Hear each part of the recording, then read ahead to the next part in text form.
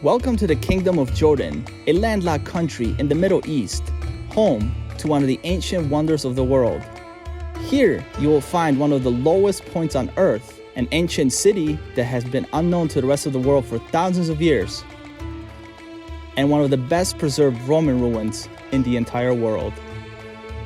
Allow me to take you around this beautiful country of Jordan, tell you everything you need to know before coming here, and let me share my one-week itinerary that I used for my travels around Jordan. Before arriving into Jordan, you must secure a visa, and the best way and the best value is by purchasing a Jordan Pass on jordanpass.jo. Here, you can choose different options, but essentially, the only difference among the three options is the number of days you can visit Petra. The pass pays for itself and gives you access to many historical sites around the country like Jerash, Petra, Amman Citadel, and much more. Be sure to purchase your Jordan Pass before coming and simply present your QR code at the airport to obtain your visa on arrival. You may also be asking yourself, when is the best time to visit? Jordan's peak travel season starts in March and goes through May when the summer days get extremely hot, and again from September through November when the weather starts cooling down again. I visited in late May and had an incredible weather for the entire week. Before I jump into my travel itinerary, I want to talk first about transportation. Many of the attractions are scattered around the country, and while you can use public transportation to get to these places, it may not always be efficient. I recommend renting a car, which in my situation costs $400 for the entire week. If you're really on the budget, check out jet.com.jo, as it is one of the most reliable bus companies for tourists in the country. You now have all the information to visit Jordan at your fingertips, so let's talk about maximizing your time in the country. When flying into Jordan, you will arrive into Queen Alaya International Airport, located about 40-minute drive from the city center Amman. I recommend staying close to the city center, near many of the city's landmarks, but if you're looking for an upscale experience, you can stay in the financial district, where you will find the Ritz-Carltons, St. Regis, and Four Seasons Hotel. Beginning your adventures here in the capital of Amman is an excellent choice to begin learning about Jordan's rich culture, discovering some of the local foods and markets, and exploring the city's historical sites. I recommend starting your day off early at the Amman Citadel, situated atop of a hill overlooking the city. As you meander around, you will notice a clash of civilizations as you stroll past the Temple of Hercules, a remnant of the Roman temple. Next to it, you'll find a Byzantine church, and towards the end of the complex, a massive palace from the Umayyad period. Just on the opposite hill of Amman Citadel, head over to check out the Roman Theater. This colossal structure dates back to 138 AD and has a capacity for up to 6,000 spectators.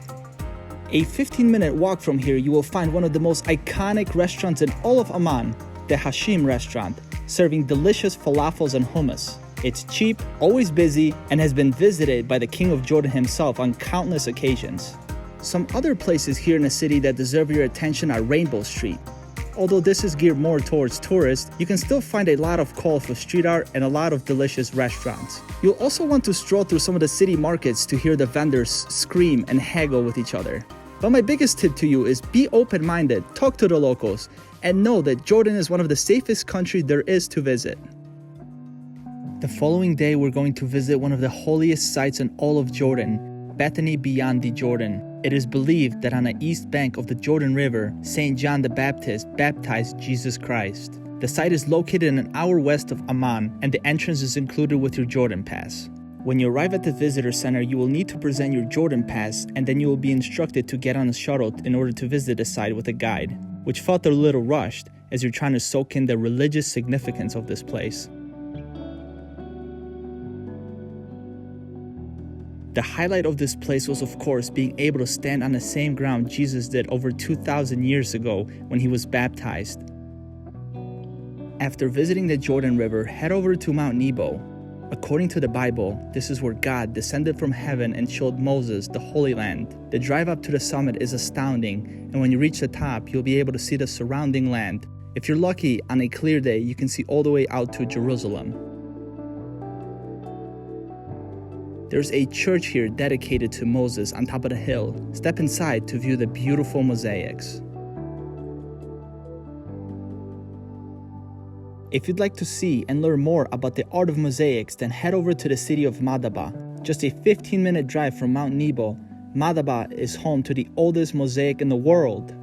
In St. George's Greek Orthodox Church, you'll find a 6th century mosaic depicting the Holy Land. Over the years, this map has helped scientists uncover many new areas around the Holy Land. Also, be sure to visit the nearby Madaba Archaeological Park. On this quick tour, you can learn more about the different styles in which these mosaics were made. The following morning, I set out to explore one of the most fascinating landmarks in the entire country, the Dead Sea. Situated at 1,400 feet below the sea level, the Dead Sea is the lowest place on planet Earth. It is also one of the saltiest bodies of water with over 30% salinity. This means you can float on the water and not worry about sinking. The big draw of the Dead Sea is of course being able to float, but also the mineral-rich mud found in the area, making this place a natural spa. After you spend some time relaxing in the natural spa of the Dead Sea, I want to show you yet another place that you simply cannot miss. About a 30-minute south along the Jordan Valley Highway is Wadi Mujib Adventure Center. This was by far my favorite hike I did while in Jordan. Before starting your adventure, you have to check in at the visitor center, pay 20 Jordanian dinars for the entrance fee, and you'll also be given a life jacket. It's a short 2-mile hike out and back, following a river into Al Mujib Canyon. This was such a fun hike with lots of wading, swimming, sliding down natural water slides. And don't worry, there are plenty of ropes to hold on to and lifeguards along the route. After Wadi Mujib, if you still have some energy left in you and want to explore some of the other beautiful canyons in the area, the two I recommend are Wadi Himara and Wadi Numeira. While I did not find an official map for these trails, you can hike in a few miles into each of them and experience the solitude, because I promise you, you will not find any tourists here.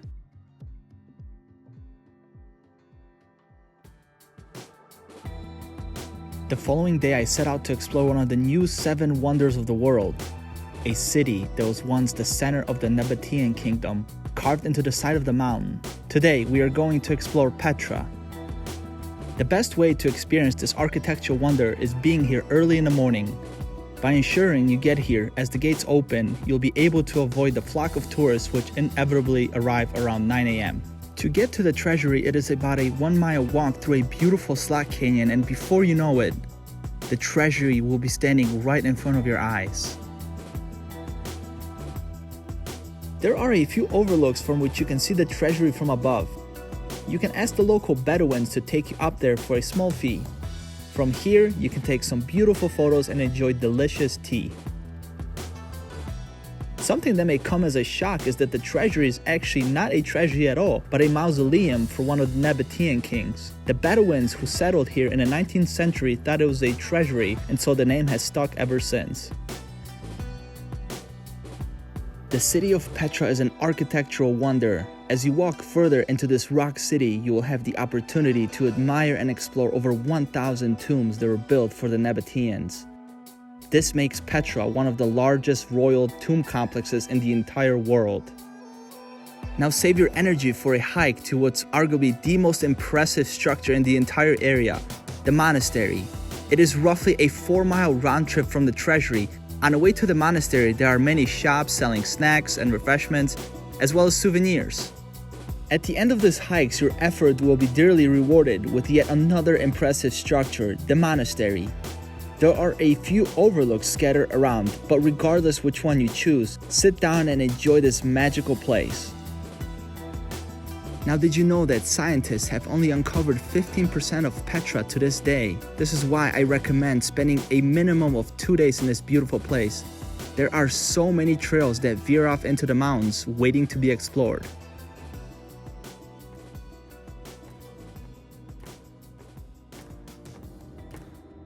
After fulfilling my lifelong dream to visit Petra, it was time to set off on yet another adventure to visit one of the most spectacular nature reserves in Jordan, Wadi Rum.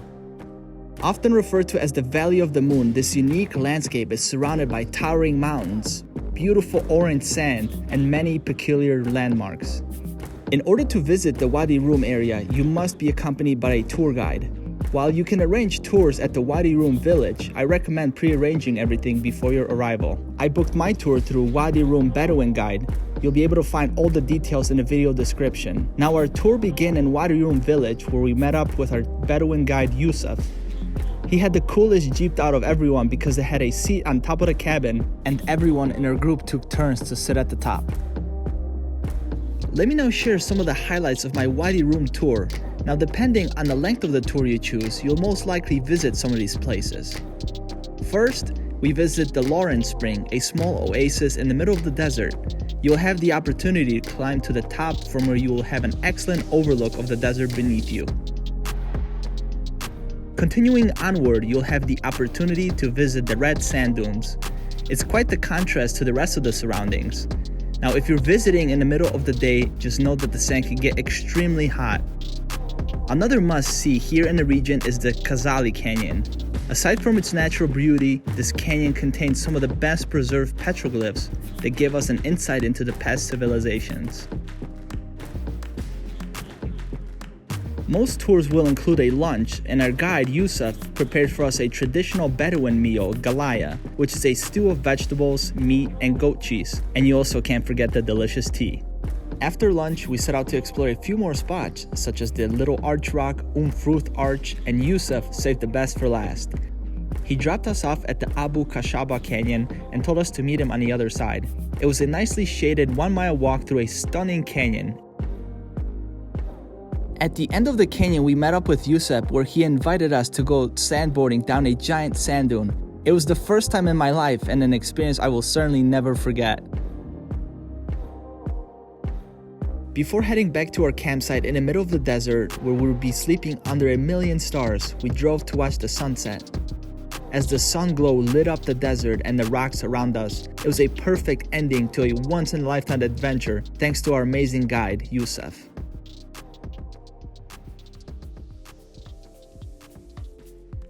It has been an unforgettable culture experience over the past week here in Jordan, but before we go, we still have to head to the north of the country.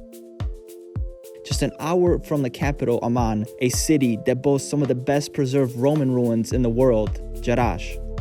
Admission to Jerash is included with your Jordan Pass, and I'm going to quickly tell you about some of the highlights you can expect to see. The visitor center is located near the south gate, so I suggest starting here, where you'll walk through the Arch of Hadrian, and next to it you'll find a stadium that was once used for chariot races. Following along, you'll soon reach the very center of the great city of Jerash. As you stand in the center, surrounded by 56 limestone columns, you can't help but be in awe at this architectural masterpiece. Next to the plaza, you'll find the Temple of Zeus. From here, you can admire the city of Jerash beneath your feet.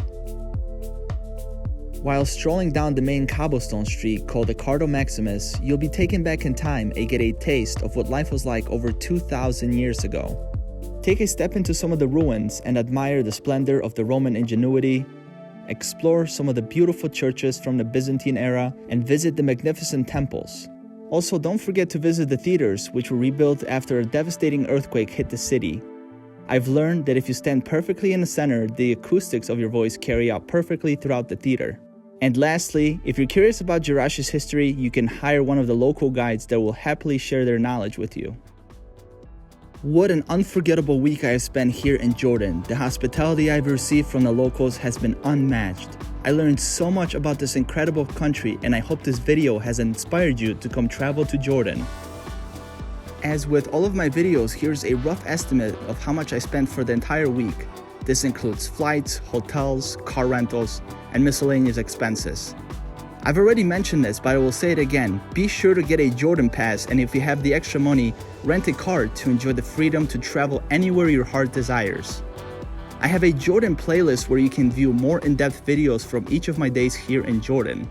If you have any questions, leave a comment and I'd love to help you out. Assalamu alaikum, God bless, and see you on the next video.